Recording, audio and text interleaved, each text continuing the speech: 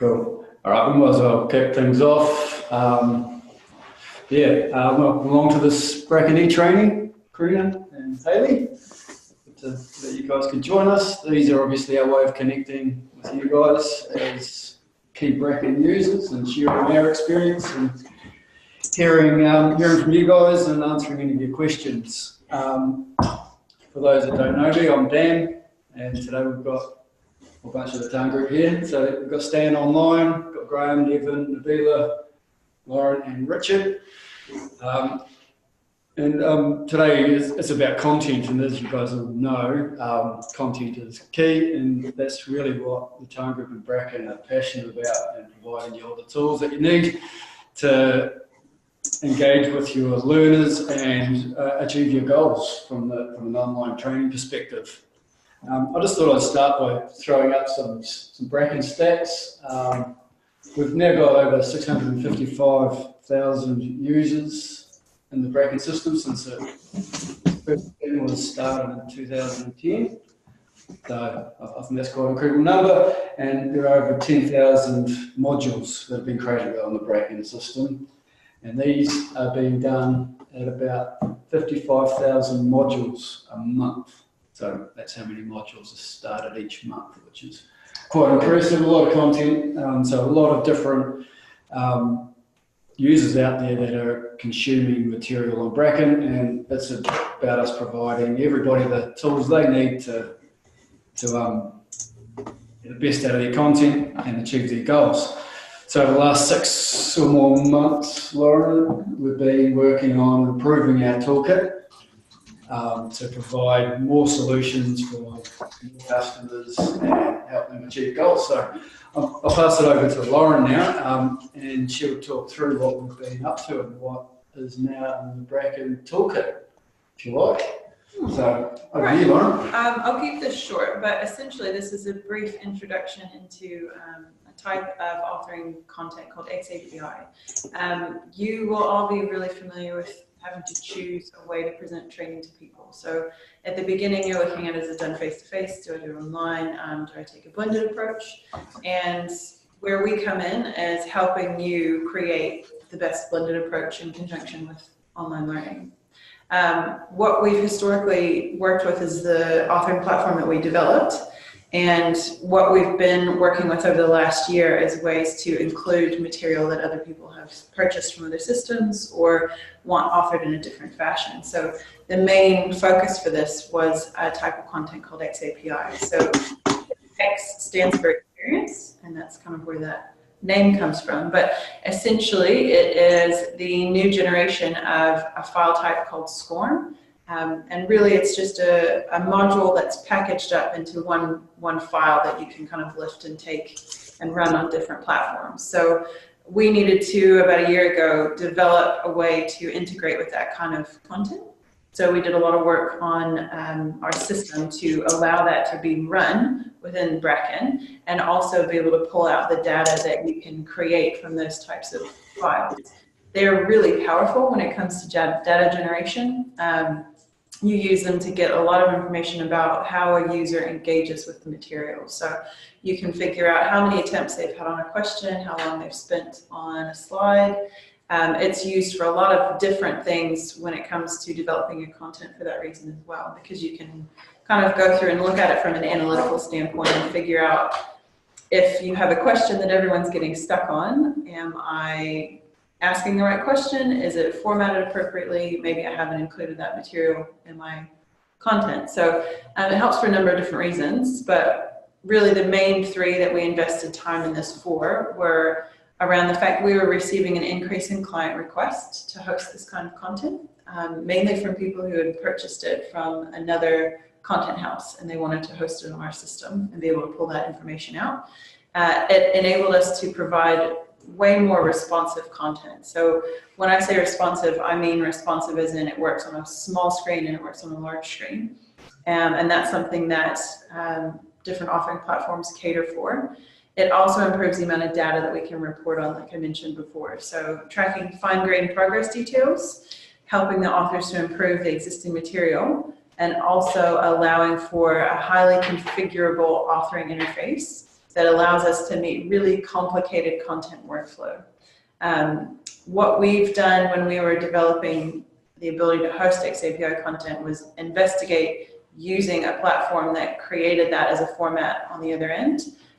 We did a lot of research into what's out on the market now from a tools standpoint, and have gone with a company called Articulate, and they have a suite of different platforms that you can use. So what we're going to be demoing today are pieces of material that we've put together for a variety of different clients on that platform, so that you can see kind of what you can do with these types of tools ultimately.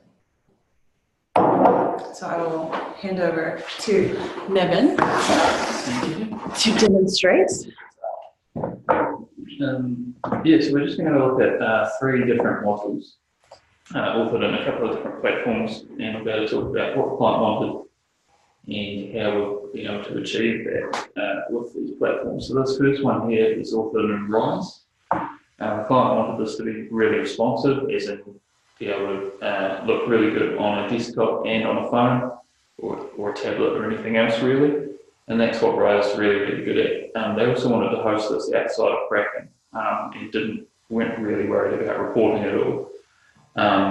You can export HTML packages and host them wherever you want. But you don't get some of the other reporting features if you do that. But anyway, you can see that with the Rise package, we get a kind of title page with the contents of each of the modules that make up the course. And you could start them all down here, or you could work your way through them from the beginning. And the way Rise works is you insert blocks, and within each block, you can put a type of content. So this is a block of text, as is this. You can have blocks with pictures, blocks with interactions, and videos, and a bunch of other things. So that's quite a short lesson. You click down the bottom to carry on to the next lesson, or you could use the menu over here. So this is an interaction block here, and what it is an image in the background with a bunch of hotspots. Click on each hotspot, it gives you some information. You can also have images inside the hotspots and videos, I'm pretty sure as well. There's also another interaction, a block down here where we've managed to insert a link from another web page, and this is a live weather website. So you get the actual weather as it's happening right now. So you can also do things like link away to people's Instagram feeds or other social media, or just other websites in general. You just insert that into a block. And it's the block system that makes this really responsive. So it's able to, when you're on a phone, adjust the layout, adjust the size of the font, stack things, and manipulate the different elements on the screen to work on that small screen. We've got links here in a block to other websites. This, for example, here doesn't have a ton of interactions. It does have one here, a little checkbox interaction. But there are also quiz interactions where you can test people at the end, mostly with multi-choice questions and a few other cool things. And what's nice about Rise is that because it's quite new, you're adding to it all the time. So they've just released a brand new feature recently called Scenarios, where you have a character asking a series of questions, and then you answer the question and it moves through that scenario step by step, which is quite exciting. They've also just released graphs, which is really cool too, but they're adding to it all the time. So I'll just stop that demo here, because I think you probably get the idea with the blocks and the way it's put together. But yeah, this is the platform that you go with if you really cared about that responsiveness and making sure that things work on your tablet, your desktop, and your phone equally as well. Does anyone have any questions about that before I go to the next one? No? Cool. So the next 2 modules that we look at were authored in Storyline, which is another Articulate product. Storyline is really good if you want really in-depth reporting, and a lot of customization. So customization of navigation, functionality, and movement and things like that on the screen. So this is for Rugby Smart, and they really wanted to get the in-depth reporting, but they also had a situation where they wanted to ask the user a question, give them the option to watch a video or answer the question immediately. And then depending on which option they chose and whether they answered the question correctly or incorrectly, have different navigation and different functionality. So we'll just go through a couple of examples of that. So the first question, I'm given the option to either watch the video first or answer the question. I'll answer it correctly, which just allows me to move on to the next question. Now, on the next question, I'm given the opportunity to watch the video again or answer the question immediately. If I choose to answer the question and I answer it incorrectly, I'm told that I'm incorrect, and because I didn't watch the video the first time, I'm now forced to watch the video. Here's another piece of customization here where they do actually have to watch the video the whole way through. So I can't skip through things, and the controls won't display until the video is finished playing. So that everything here is custom. This tracker bar was built custom, built kind of separate from the video, as is the timer. And I won't go into how I did that, but yeah, it's just the whole thing here is custom stuff. So now that the video is finished playing, I can continue on. I'm told the correct answer to that question, and I move on to the next question. Now, this time I'll watch the video first, and again, you have to watch it the whole way through until the controls are displayed. And whether this is good functionality or not, I'll let you guys decide. But the point really is that you can pretty much do whatever you want with Storyline. You just have to work out the triggers behind the different things you want to do. And that's in terms of, you know, what pops up when. So it's kind of like, I guess, an algorithm or a formula. You have to say when the video stops playing, then the controls appear. When you press this button, you navigate to the next page, that sort of thing. So when this video finishes, that continue button will display. I can watch the video again if I want to, but because I was paying attention, I now know the answer to the question theoretically, so I'll have to go answering it. But I'm going to get it wrong. Now continue. I don't have to, but because I watched the video before, I don't have to watch it a second time, and I'm allowed to carry on. So that, I'll stop that one there because it's there's about 20 odd questions that follow the same thing. But you get the idea of it being really customizable, the different branching and navigation, and the triggers behind when this happens, something else happens or appears on screen. You can change your timing with when things appear and that sort of stuff. I'll just show one more module. This is for MTF, and this is a welcome MTF module. So the idea here is that it's really friendly and engaging, and it's got really nice movement and things like that because it is the welcome module. So this is a good example of what you can do with movement and timing and elements, doing different things on screen, appearing at different times, that sort of stuff. So I'll just start it. You can see there's nice fade in here, things coming in from the side. It's really, they also really wanted to use their images. They've got a really great suite of images, so full screen images and stuff like that. It fades in and out the whole way through.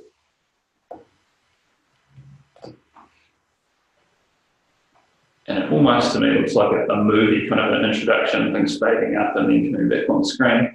And this section here, we've got a lot of really nice movement with the car moving, the two different layers of background moving at different speeds to make it look like the car's actually driving down the road and that sort of thing. So this is what you can do with that timing and the triggers, that sort of stuff in Storyline.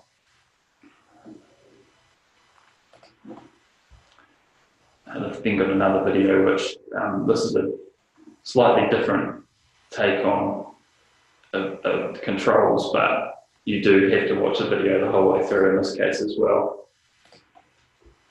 Although I can pause it in this case and go back. And yeah, that's a few different examples of storyline and rise. Any questions on the storyline stuff?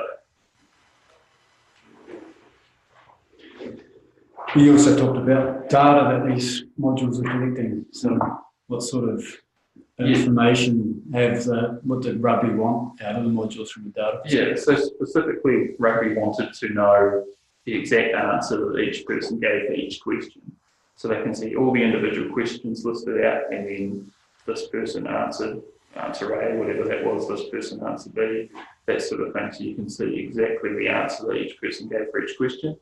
They also get things like the amount of time that they spent on each question and each page, and that sort of thing. You can really get in deep into it. So that would be really good for things like people wanted to, if it was an induction sort of setup, and it was something that people were taking a long time to answer, or everyone was getting wrong, then that might be an indication that there might be some more training needed in that area, that sort of thing. So it can be really, really helpful in that sort of way.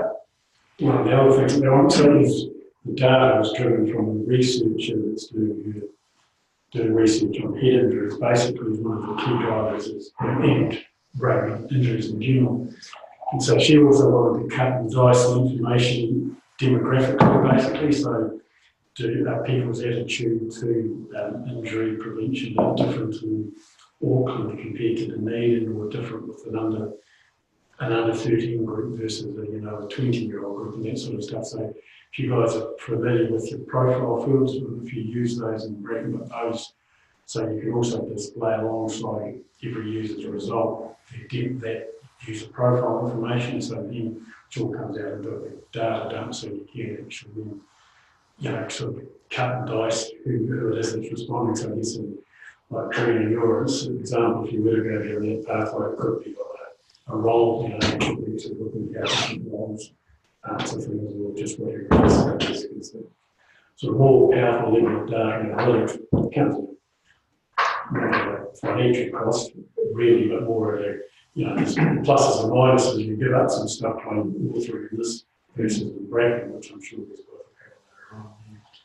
Yeah, that was going to be my next point. How does it go with Bracken as XAPI? So what are the advantages and disadvantages? So obviously, do you want to explain some of those in a bit more detail? So one of the services that we offer your clients here, where we're really hands-on and we like to be involved in kind of the material that you're working with and helping you guys make good decisions with it. So what we try to do with this is really sit down and look at what you're trying to achieve, your target audience, the platform you want to host it on. So is it mobile friendly, is it not? And we kind of take that and compare it against each of these platforms and give you the best one to use. And occasionally at the same time actually offer it for people as well. So Nevin's examples are highly customized and it's taken a long time to put them together, but they've ended up with something that the client really, really wanted. So it worked really well for that. But the differences between the platforms, main differences, if you want to use video analysis, or if you want to have something marked externally by a facilitator, you want to use Bracken. If you want something that is nicely responsive, you would use Rise. And if you want something that's incredibly customized and includes a lot of animation, you're looking at using Storyline. So we'll kind of sit down with someone at the start and say, what are you trying to do? And then help direct kind of the best workflow to achieve that ultimately. And it's important to point out that those other packages are part of Bracken. The Bracken authoring is part of Bracken. But these articulated these other programs and providers. Yeah, it's just a different tool that you can get a license for if you want one, but we already have, so we offer it as a content development service as well. Yeah. Sorry, you're getting one of the focus because you're right here. Does anybody, Haley, do you have any questions? No, not at this stage. Yeah, enjoy seeing that, especially the rugby one. That's cool. Rich? No, I've been a bit out of the office, so I'm sorry about that. But it sounds as though you've you've touched on what we touched on yesterday and talking about that. So yeah, Hit the high you know, points. customizable and comes back to what you and your learners want really, and they can, now we have got I suppose a bit more in the kit bag to give attention to what you and your learners want really. That's the key thing. And good aspect for growth in terms of where we are going with helping you learn and helping people learn. Yeah, it's exciting. Cool. Do you have any questions or any other things you might like to bring up today, Karina? No? Graham, any other thoughts from your corner? No, not really, I don't think. As I say, it's very powerful in the right place, but equally, if there's certainly speed of deployment and creation of Bracken, and talking to these guys about all three of that, there is, because of all the bits and pieces with it, it's probably quicker if you're wanting to get a model out there to use the Bracken environment, and if you wanted to update it, certainly you can't obviously update these things on the fly. You obviously go back into the original package, re-author it, and then place it back onto the pathway, and then compared to being able to do stuff live. It's a more traditional design cycle looking at the storyline products, because you actually plan the whole thing out before you even start putting it on the platform, and make sure that you have everything nailed in place before you build it. So it's a wee bit different, but yeah, pros and cons to all different options really. Yeah, so what's next for us in this department is obviously these packages give us a lot of data, and Graham mentioned that we can get a big dump and we can look at it. So we're developing ways of helping and engage with that and analysing that data within Bracken. Do you want to explain more about that just now, Laura?